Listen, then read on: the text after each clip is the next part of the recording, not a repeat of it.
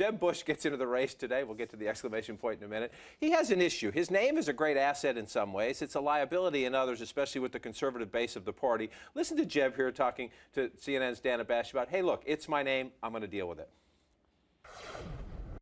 Jeb is different than George, and Jeb is who he is. My life story is different. I don't have to disassociate myself from my family. I love them, but I know that for me to be successful, I'm going to have to show my heart, tell my story. It is remarkable. His dad was president not all that long ago. His brother was president not all that much closer than that. And here's Jeb Bush, a dynasty in the Republican Party, and yet conservatives say, Dad broke his no new taxes pledge. George W. Messed up Iraq and passed Medicare Part D and wasn't a real conservative.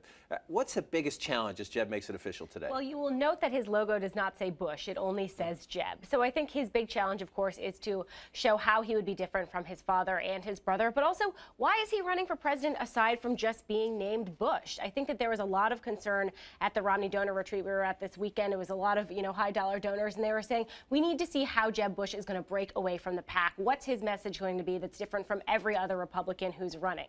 What is the message? I mean, part of his message is to the Republican base. I think you're wrong on immigration. We should give the undocumented at least legal status. I think you're wrong, conservatives, on Common Core. We need to have these education standards to improve our school.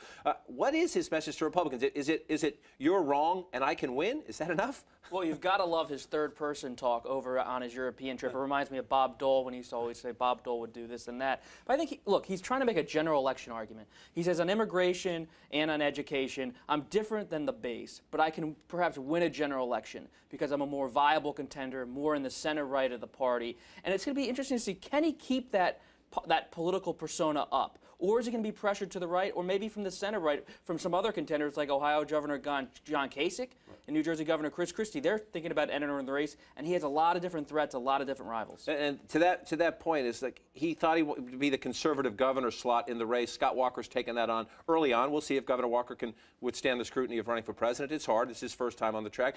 You mentioned Governor Kasich, Governor Christie, Marco Rubio, three other guys who are competing for the establishment. He says, Jeb Bush said, he told Dana Bash it's June for crying out loud when he mentioned the polls.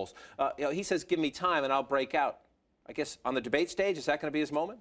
The interesting thing is it's really hard to say where candidates will break out, right? We don't have the Iowa straw poll going on this year, so I think the first debate is going to be a big issue for him, especially because when you talk to advisors, they're saying, look, Jeb might not win one of these early states, so he's going to have to make it clear that he has the capability to win, that he has a really good argument, that he can break out in the polls, even if he doesn't win in Iowa or New Hampshire. You have to win one of the early states. Sorry, they all say, ask Rudy Giuliani. You can say, I'm just going to wait. I'm going to hang out. Florida will be fine.